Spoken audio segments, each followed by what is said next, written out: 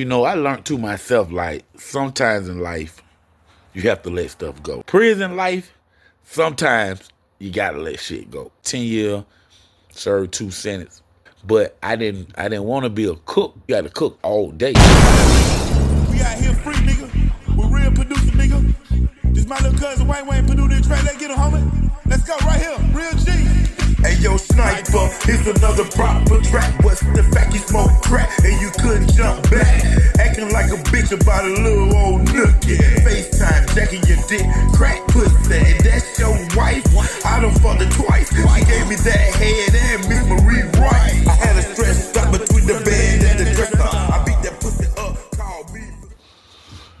I learned to myself, like, sometimes in life, you have to let stuff go. You know what I'm saying? And one of the places where I let things go was prison. Prison life, sometimes you gotta let shit go. You know what I'm saying? And my little time that I spent down there, I'm on like 10 year, served 2 sentences down in Savannah State. You know what I'm saying? Well, not Savannah State, but down in Savannah in Coastal State Prison. You know what I'm saying? Died nice, but I ended up staying there. Like if you were to go to Jackson. If you were to go to Jackson, some people end up staying in Jackson for their whole bid. Some people get shipped out, you know what I'm saying? So I end up staying where I was. And, once I got the run around, you know what I'm saying, of the whole place and how everything worked, you know what I'm saying? Like I told y'all, I had started working in the kitchen. You know what I'm saying? But I didn't want to be a cook because I realized that if you're a cook, you know what I'm saying, you have hands on a lot of items, but you're stationary. You could only stay at that station. You can't move. You got to cook all day.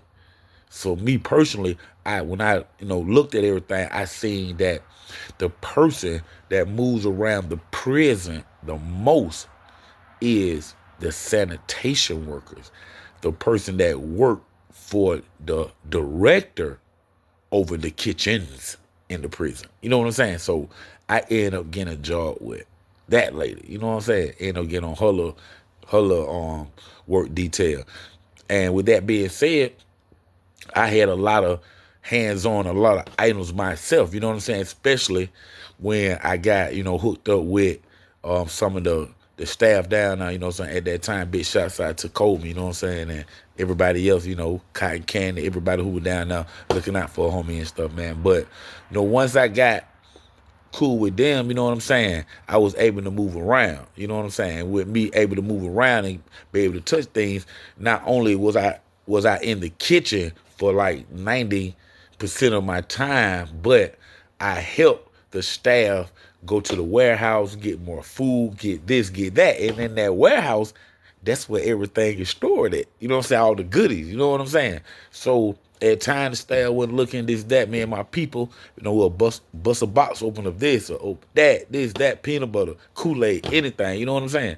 And I would supply that to the people of the prison. You know what I'm saying? And like I say, I had, like, at first, when I first started doing it, I was, like, getting zoom zooms and wham whams. You know what I'm saying? I give you an onion, you give me a sneaker and a honey bun. I give you a this, you give me that, like that. But after so long, and then, I was making store, I didn't even have to make store no more because my locker was full.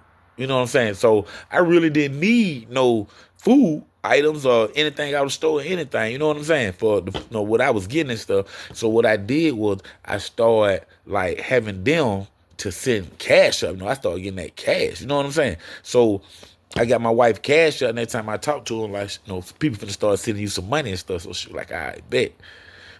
So like that Kool-Aid, the coffee was one of the hottest items besides, like, you know what I'm saying, onions and things that people, make moonshine and, buck, stuff like that with right there, too. They were hot commodities on the prison item list, too. But coffee was, like, one of, like, the top 3 sellers that I was selling while I was in prison. You know what I'm saying? Food items, too, you know what I'm saying? When, you come home with a double cheeseburger with onions and an onion ring on it. You know what I'm saying? I'm making stuff like that. In prison, I'm dead serious now. Everybody was getting baked chicken. I was frying my chicken. You know what I'm saying? So when things like that were going on, and me having stuff like that, man, everybody want what's hot right now, and what some of the prisoners like us that had leeway, they wanted what we was eating, So I started doing the cash up, like I said, So how I was doing my cash up was I wasn't doing per item. I wasn't doing like you send me $5, $10, and I give you a peanut butter and jelly sandwich.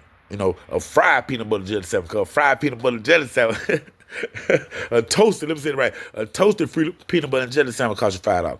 So it wasn't like I was doing per item, like that. I was doing things like, you'll send me a $50 cash app, send it to my wife a $50 cash app, and I will let you eat what I eat for 5 days, like $10 a day. You know what I'm saying? I'll let you eat what I eat for 5 days, not including the weekend.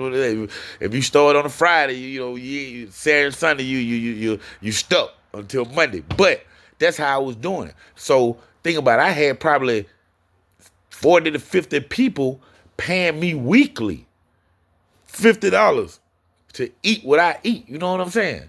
So if I come home with, some chili dogs, and they know that they done ate shepherd's pie, they want a chili dog. You know what I'm saying? So with that being said, man, I did have people that was, rarely okay with me, or I had people that were less fortunate and weren't making store and stuff that would come and ask me like, "Hey, Trees, man, like, could you like let me get a burger tonight, man? I pay you this and I pay you, like that." You know what I'm saying? So, you do that. You know what I'm saying? For some people, and some people, you look the other way, don't be stunned down. But in this particular case where I was in prison, it was this one guy. He ended up like being a dude that really didn't have anything. You know what I'm saying? So, besides me used to share with everybody anyway, he found himself coming into my cell one day and asking me, double cheeseburger, could I bring him some skin and like a double cheeseburger or something? You know what I'm saying? See, like, they do the baked chicken in prison. Everybody know that. But see, we get that skin off that chicken and we save it. And later on, when everybody done ate and we clean it up and stuff, sanitation worker, we fry that skin, man, and have real skin. So home asked me for like a double cheeseburger, man, and some skin. So I'm like, all right, I got you, bro. You know what I'm saying? And then, when they had bound that right there, the double cheeseburger and that skin right there, that's going to cost you $15. You know what I'm saying? And like I said, I wasn't even doing nothing besides like $50 cash up a week and stuff like that. But he was in my dorm. He was less fortunate. That was like a personal little thing. So I'm like, all right, bet. You know what I'm saying? And it took him a minute to even say something about it. So, probably like 2 weeks later, he was like, "Hey, Trees, man, well, they call me OG. Oh, hey, OG, man, remember, man, I got you, man, that week, but like that." So I'm like, all right, bet, no sweat, even though I had been thinking like, home man came to me in 2 weeks, you know what I'm saying? Two weeks done passed, and he ain't said nothing about my $15, you know what I'm saying? But now he is coming to me, "Hey, I got you, OG, I got you." So I'm like, all right, bet. 3 days after he said that, I hear they call this ninja name to get shipped off. Hey, and then my partner, when I say, "Hey, man, they just called such and such," my partner who in the room with me said, "Yeah, man, he had put in a transfer." Now, if they called him and he didn't know. But, man, you put in a transfer and you owe me, homie. For real, man. So when I seen him walk past, like he left somebody else's room, he walking past my room. When he gonna say that, he's gonna like, hey, bro, come here, let me holler at you. He come in and say, "Hey, man, look, I like how you just transferred out of here knowing you owe me that money, man. You knew you were finna leave." And we get into a big argument right there, man. I stand up on my bed. When I stand up on my bed, he leave up by my room. You know what I'm saying? So I go to the door, and when I go to the door, I can just see his back, like he done bent the corner. But I go back in the room, talking to my partner, like, "Man, old beach ninja, and I'm saying that right there." And then that thing, I hear my partner say, hey, OG. But as I'm finna get up back off my bed, my partner coming into my room. He said, "Hey, man, he just went and put a lock in his sock, man. So Jay, I'm just getting just letting you know." I'm like, "What?" Man, I get up, get me and my partner locked, tied in a knot in a sock, for real, and just stand at the door, for real. He come walking past, got his ear things on, But he don't got the lock in the hand though. He come walking past. Got his things in there and just bumping the air. And I'm just looking up. He as he walking past, he won't even look at me though. Just looking in space. And he ain't never look at me. He just looking straight. And I'm trying to catch eye contact with him. He ain't want to catch eye contact with him. Cause one little false move, or if he would have walked down that hallway with the locks in the hand, I would have busted his head open right there, boy. For real, you know what I'm saying? But after about the third time he walking up and down the hallway, I see he don't even want to do that. He don't even got the lock that they say he don't put in his sock in his hand in there. I go back and I sit down and I think about those $15. And I think about my situation, me going home, and what if I bust him in his head and he don't overcome it? That's when I let it go. For real. Everything ain't worth it all the time, man. This real talk, man. I just chopped them 15 up, let him go on by the business, let him go and do his time in here, do the detention center where he finna go, and let him get back to his family all in one piece. Don't let me be the cause of brain aneurysm 2 years later or something. You know what I'm saying? I just let it go, man. They real talk, man. For real. Everything getting there, I didn't let go. But that one right there, I let go, man, because sometimes you do got to let go, man. Real talk. Underground Source TV, College Park stand-up, OG Black Block.